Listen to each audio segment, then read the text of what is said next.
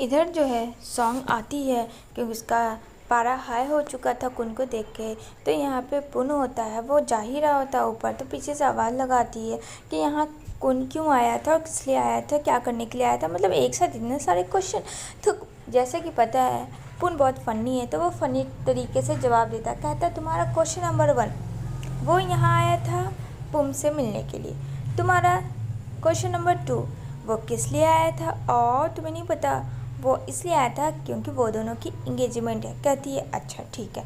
मतलब वो ध्यान नहीं देती है, और जब ध्यान देती है तो कहती है व्हाट, क्या कहा तुमने। तो बोलता है तुमने जो सुना मतलब कि वो दोनों का इंगेजमेंट है और हम लोग बहुत ज़्यादा खुश हैं कि मेरी बुम कुन से शादी कर रही है और कुन भी। इतना कह के वो वहाँ से चला जाता है। इससे काफ़ी गुस्सा आता है।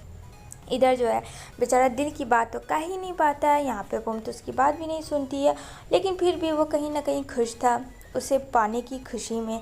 तभी यहाँ पे वो आता है मिलने के लिए उसकी बहन से, और यहाँ पे वो बोलती है जो कि उसकी शादी तो कर नहीं रही एंगेजमेंट की, अब क्या करे। तो यहाँ पे बोलती है पी क्यों ना हम लोग कुछ प्लानिंग करते हैं, जैसे कि वो हाँ बोल दे। यहाँ पे वो जाती है, काफ़ी पुम को समझाती है कि जैसा कि तुम सोच रही हो वैसा कुछ नहीं है, वो अच्छा लड़का है। लेकिन यहाँ पे तो बेचारी के साथ क्या क्या नहीं पीता था वो तो सिर्फ पुम को पता है, लेकिन वो अपनी बहन को ये सब बात बता भी नहीं सकती थी। इधर पुम जो है काफ़ी बोलती है अपनी बहन को कि प्लीज़ समझो हमारे पास कोई नहीं है, अगर अच्छी फैमिली मिल रही है क्या ख़राबी है, हमने उसे बचपन से देखा, क्यों नहीं बोलती हो कि क्या चाहती हो तुम। तभी ये खिड़की की तरफ से देखती है ये सॉन्ग और उसकी माँ आई हुई है, जो देख के बोलती है उफ इन लोग को भी ज़रूरी आना था। तो ये बात करती है आंट से, यानी कि पुम के आंट से, कि शादी कर रही हो सुना और हमें बताया भी नहीं। कहती है हाँ बहुत जल्दी हो गया ना इस वजह से। तो कहती है ओ अच्छा अच्छा। अब तो उनके पास बोलने के लिए कोई वर्ड ही नहीं था क्योंकि यहाँ तो फाइनल हो चुका था। इधर आता है पीछे बात करने के लिए, क्या हुआ कुछ बात हुई। कहता है टेंशन मत लो, मैंने इसको समझाया, हाँ तो ज़रूर बोल देगी। तभी ये सोचती है इसके पास ऑप्शन नहीं होता है। तो अंकल विल आते हैं उसे मिलने के लिए। आप बोलते हैं बेटा तुम्हें जो फैसला करना है सोच समझ के करना, तुम्हें कोई फोर्स नहीं करेगा। लेकिन वो शादी के लिए हाँ बोल देती है। और यहाँ पे सब लोग को जान में जान आते हैं कि फाइनली कहते हैं कि मुझे किसी ने फोर्स नहीं किया, मैं अपनी मर्ज़ी से करने के लिए तैयार हूँ। तो चलो यहाँ पे कुन को भी जान में जान आता कि एटलीस्ट बोली तो सही वो बंदी। यहाँ काफ़ी खुश हो रहा होता है आंट से बात करके। यहाँ पे बोलती है आंट अरे अभी से ही तुम्हारे मन में लड्डू फूटने लगे जनाब।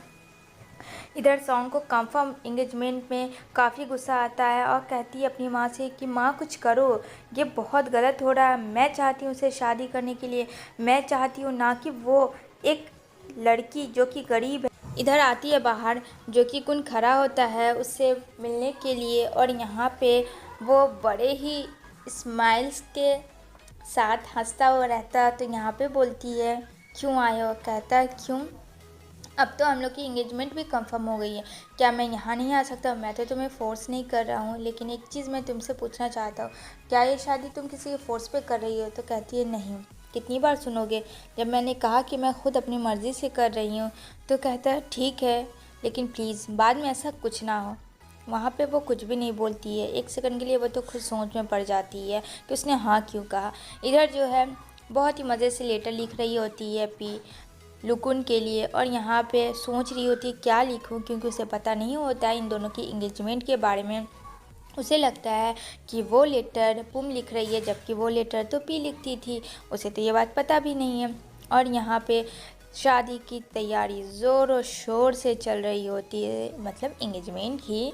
और यहाँ पे ड्रेस एक से एक आ रहे होते हैं उसके फिटनेस के लिए, लेकिन यहाँ पे तो बेचारी का मूड ही ऑफ रहता है, ना चाहते हुए वो सब कुछ करा रही होती है। इधर उसका भाई, सब लोग सोफ़े ड्रेसिंग टेबल को सब लोग इधर से उधर कर रहे होते हैं खूबसूरत बनाने के लिए। इधर अंकल बिल भी काफ़ी खुश हो जाते हैं कि चलो जिनको बचपन से देख रहे थे वो दोनों आज आखिरकार एक हो जाएंगे। और यहाँ पे सारी सजावटी डेकोरेशन की वो हर एक चीज़ तैयार हो जाती है, जिससे कि बिल्कुल भी पुम खुश नहीं थी, लेकिन कुन तो मन में लड्डू फूट रहा था वो हर एक चीज़ को देखकर। इधर जो है विनीत की माँ काफ़ी रोती है अपने बेटे की याद में, क्योंकि उसके पास भी अगर अभी बेटा रहता तो उसकी भी शादी होती। यहाँ पे बोलती है माँ, जो चीज़ हो गया प्लीज़ उसे भूल जाओ, मैं जा रही हूँ बाहर, और हो सके तो सारी गलतियों की माफ़ी मांग लो। तभी ये कॉल करती है कुन को और बोलती है कि मैं तुमसे भीख मांगती हूँ, प्लीज़ मुझे माफ़ कर देना। इधर आता है पुम मिलने के लिए पाई से, और यहाँ पाई काफ़ी खुश होती है कि चलो उसको वो समझा, हर एक मोमेंट पे उसके वो साथ खड़ा रहा, जिससे कि उसे सबसे ज़्यादा नीड थी। अब जाहिर सी बात है, जब प्यार करते हैं लोग तो नीड तो होती ही है उसके हर दुख सुख में। इधर कुन बड़ी ही रोमांटिक अंदाज में रिंग को देखकर अलग ही अपने अकेले मन में स्माइल कर रहा था। यहाँ पे वो दिन आ जाता है और सब लोग बातें कर रहे होते, क्या ड्रेस में पहनना, कैसी खातिरदारी करनी है, किसी भी चीज़ की कमी नहीं होनी चाहिए, आखिर मेरी बहन की शादी हो रही है। तभी वहाँ पे कॉल आता है कुन का। तो यहाँ पे बोलती है, अच्छा पुम देखो तुम्हारे लिए कॉल आया है। अब यहाँ पे सारे लोग मजाक उड़ाने लगते हैं, खास करके अंकल आंटी सब लोग, तो वहाँ पे वो सब हट जाते हैं। कहते हैं देखो कौन है, बड़े बेताबी से तुमसे बात करना चाह रहा है। अब वो हंस के उसे फ़ोन देती। यहाँ पे बोलता है, तुम्हें डिस्टर्ब तो नहीं हुई, सो रही थी क्या तुम? तो यहाँ पे बोलती है, नहीं नहीं सो रही थी, बस कल के लिए तैयारी में काम हो रहा था। कहता अच्छा ठीक है तो फिर रखते हैं फ़ोन। तो बोलती है ठीक है जैसी तुम्हारी मर्ज़ी, और वे फ़ोन रख देते हैं। यहाँ नेक्स्ट डे बैंड बाजा बाराती के साथ, मतलब कि शगुन लेके आ रहे होते हैं अंकल विल। अब वहाँ सॉन्ग की माँ सॉन्ग सब होते हैं, जो कि बिल्कुल भी खुश नहीं थे। वो चाहते थे किस तरह से रिश्ता टूट जाए। तब यहाँ पे पुन एंट्री लेता, बोलता है क्या हुआ आंट, क्या आप खुश नहीं हैं? अरे खुश होइए, आपकी भतीजी की शादी इस्माइल। इधर तैयार हो जाती है पुम, उसे देख के काफ़ी खूबसूरत लग रही होती है। कहती है पी नज़र न लगे तुम्हें, आज तुम इतनी प्यारी लग रही हो। यहाँ पे कार्ड देने आते हैं अंकल विल शगुन के तौर पे, काफ़ी खूबसूरत डेकोरेशन हुआ होता है। सॉन्ग की माँ तो बहुत ही खूंखार नज़रों से देख रही होती है कि बस अब डस ले। तभी यहाँ नज़र पड़ता है कुन का पुम पे, और मानो पुम तो फ़िदा ही, पुम नहीं कुन फ़िदा ही हो गया उस पर, क्योंकि सच में वो बहुत प्यारी लग रही होती है। यहाँ पे जैसे रीति रिवाज होते हैं उन सब के अकॉर्डिंग वो सब लोग एक दूसरे के साथ देते हैं, और यहाँ पे बात करते हैं कि हम दोनों अब आगे के रिश्ते में बन रहे हैं। वो उसे अंगूठी पहनाता है, तो यहाँ पे उसे झुक के वो सलाम करती है, और यहाँ पे काफ़ी खुश हो जाता है। जैसी वो झुकती है तो उसे प्यार से देखता भी है कुन, क्योंकि कुन कहीं ना कहीं उसे लाइक तो ज़रूर करता था। तभी दोनों लोग पैरों छूते हैं, और यहाँ पे सॉन्ग की फ्रेंड आ जाती है। कहती है अरे सॉन्ग तुम नहीं गई क्या, क्यों नहीं गई तुम? तो बोलती है मेरा मन नहीं था जाने का।